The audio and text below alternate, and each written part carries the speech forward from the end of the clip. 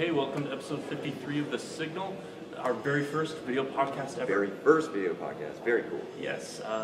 Wait, but even cooler, from Vegas. Las Vegas. Yes. We're actually at the Mandarin Oriental Hotel in the beautiful city center, the brand new city center complex in Las Vegas. Coming to you from the 23rd floor, I think. It's like a hotel lobby / bar. Very cool, very swanky. Yeah. Thanks for joining us. Yes. We've got like 10 minutes, so it might seem a little bit rushed. Also our first video podcast, so it might be a little off like our first take, but we'll see. Let's talk about what happened at CES. Sure. Okay. What happened? Okay, let's start with this. Sure. Nexus 1. That right there. All right, this is the Nexus 1, and what's cool about this is it didn't actually launch at CES, it launched right before CES. I don't know why Google did this, but about a week before they launched it, they gave us an email saying, hey, come down here, we're announcing some Android stuff, and bam, what do? They announced their very first self-branded, own-branded, Google-branded Android phone, and it's made by HTC, but it's all about being Google's first super phone. I don't know what they're going with the super phone thing. Maybe it's because they want to hype it up or something. But yeah, I don't think it actually means anything in particular. It doesn't really mean anything.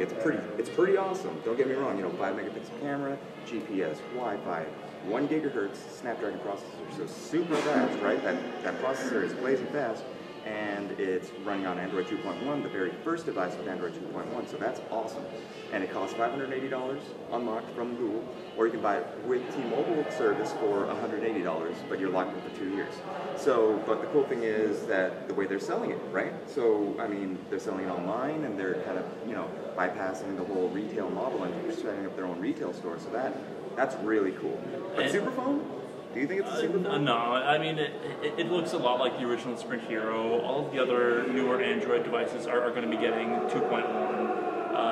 I would say the big news here is how Google's selling it. And it's how Google's selling it. But it's an awesome phone, the huge 3.7-inch display, it's OLED, it's pretty amazing. I have it in my pocket, so that says a lot. It's very thin, it's about pencil thick thin, and it's pretty good. Super phone, we don't know, but not bad. All right, let's move on. Anyway, we got a lot to cover. Yeah, I covered a smaller phone that I guess nobody would really hear about. A company called Segas. They released what's called the V phone. Say who? Say what? Say what? Say Gus? Okay, anyway. Say Gus.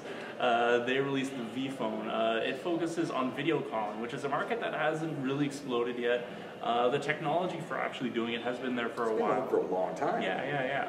Like I remember the original Titan has a little front-facing video camera on there. People still don't do it, right? So anyway, these guys have a software and hardware solution that basically increases the video call resolution by 4 times and the bandwidth requirements by half. So better quality, less bandwidth. Exactly. That's like crazy. And they're also aiming to license this out to other manufacturers, which I think is the bigger thing. The V phone is going to act as a nice use case for other manufacturers who might be interested in including this and actually making it viable. It all goes over your regular data connection. It's not some kind of proprietary thing that carriers are going to have to build some infrastructure for and have a separate plan for. Sounds cool. So it's a video phone, sure. Is there anything else to it? Yeah, there is one thing. It acts as a portable Wi-Fi hotspot as well, like a MiFi. So you can share an internet connection over the 3G to up to 8 devices by straight Wi-Fi, or to another device by Bluetooth, and another one again by USB. So that's pretty cool. Pretty cool. Keyboard's really nice. Raised, separated keys. A little bit sharp on the edges. Feels really nice. A little big, but nice. Okay, so if it's a little big though, do you see that being a problem? I don't think so. It's a very specialized use case, and the people who need that will suck that up. Okay. Anyway, what else do we have? All right, let's see. What else do we have? Motorola backflip. Motorola back. Okay, so we heard about the Motorola backflip as the Motus. It was leaked a little while ago. It's that crazy one with the keyboard. It flips out from the back side instead of coming out from the front side, right? And it's got this trackpad on the back that they're calling the back track. So backflip with the back track. You get it, right? Yeah, I get it. Yeah. It's cool. Right. It looks a lot like the Click. Okay. It runs Android. It runs Android 2. It runs out. I think Android 1.5. I'm not quite sure on that. But the whole idea is that while you flip the keyboard out from the back, okay, and you're typing on it, you could use your 3 fingers to actually use it on the back trackpad over here. To what end? Like, for what? Well, you could navigate around the UI, whatever you're doing, like if you're on the Maps application, or if you're in the photo application. You can flip through photos. You can browse. Well, why not just use the front of the screen? Well, you can do that. You can go like this, but the whole thing is, you're typing or you're using the device, kind of like a QWERTY, with the QWERTY keypad, and you don't have to take off you don't have to move a hand off to mess with the touchscreen. You could just, take your free fingers and just navigate like that. Now, Synaptics actually has a concept phone that they're working on called Fuse that has the exact same thing on the back, as well as touch sensors along the side and force sensors. See, that sounds really, really cool. Yeah. Now, the execution is going to be important, though, right? Because on the back flip, it looks a lot like a Click, but it looks like Motorola was like, okay, let's take the Click. That's a great phone. It's been doing really well. How can we change it up? Oh, let's slap a trackpad on the back of the display and then make the keyboard flip out from the back and call it what? Oh, the back flip. That's a great idea. Right. So, I'd rather they built it from the ground up. That would have been cool. Well, I don't know. I mean, doesn't it kind of build some unity for the kind of whole Moto Blur family?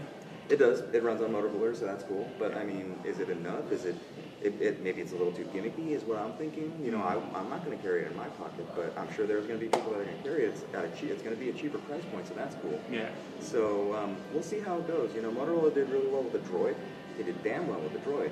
And if they can repeat that success, maybe not with the backflip, but with further iterations on that trackpad, I think they might do okay. Yeah, for sure. So what else was there? Okay, we got the backflip. What else did you see there? I spent like a whole day. My whole Friday was spent on mobile and car kind of interconnection stuff. Yes, really cool stuff. Lots going on, especially with Ford had two announcements. They have a new LCD touch interface for their sync system.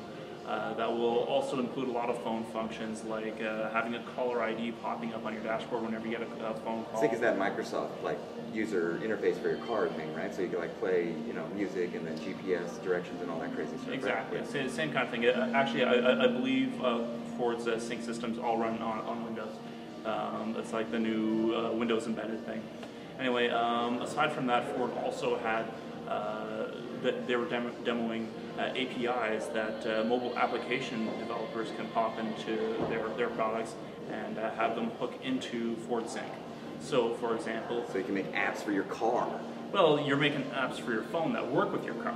Whatever. That's awesome. Yes, it is, definitely. And it looks fucking cool. It's, you can mess around the UI with your fingers, you got your dashboard all reconfiguring all over the place whenever, based on whatever crazy stuff you're doing, right? Yeah, the graphical user interface is only going to be accessible to mobile apps in a limited way. There's going to be these templates that the mobile apps have to work with, but okay, still. That makes sense. Yeah, it's still fairly useful for album art and stuff like that. That would be really cool. Well, that's cool. All right, what else is cool about the Ford stuff? Well, I mean, those are the two main Ford things. Viper. Yes, Viper Smart Start is releasing their application for BlackBerry, I think within the next couple of weeks. It's also coming to Canada through Rogers, which is very awesome. Controls your car through your phone, very awesome. Yeah. Speaking of which, there's also Volt. Yes, the Chevy Volt. They have an iPhone, Android, and BlackBerry application. Released dummy version, so you can just see how it would work. Start your Chevy Volt. Schedule charging for it because it's an electric hybrid. Is it straight electric? Straight electric. It's a straight electric car, and you could set schedules and you can remote. Actually start the car. Start the car and start it charging remotely. I think pretty much wherever you are. I don't wherever know you are, and you get mileage, your miles and everything all the information you get on your dashboard, you get on the phone. Yep. Okay, so that's good for that. Lastly, I want to talk about fuel cell technology, hydrogen fuel cell technology. It's been it's been up and coming for years now, but we haven't had a consumer solution. So we saw these guys, Horizon Fuel Cell Technologies, and they're bringing fuel cell tech to the consumer space. And what they do is you got this kind of water tank, and they're calling that the hydrofill station. Okay. You put that on your desktop, you plug it into the wall, or a solar panel, wind turbine, that gives it electricity to suck the hydrogen out of that water, and it injects it into a cartridge about that big and about that round. And what it does is it injects that hydrogen into like a crystalline matrix, so it's stable and it's not going to explode on you. And you put that cartridge into a mini pack, and that mini pack is like a portable power supply. You plug your USB cords into it to charge your Nexus 1 or your iPhone. So it's kind of the very first consumer hydrogen fuel cell solution, and that is awesome. Cool. All right, so there's obviously a lot more news. Go to IntoMobile.com to check out the rest of it. There's some cool Palm Pre stuff.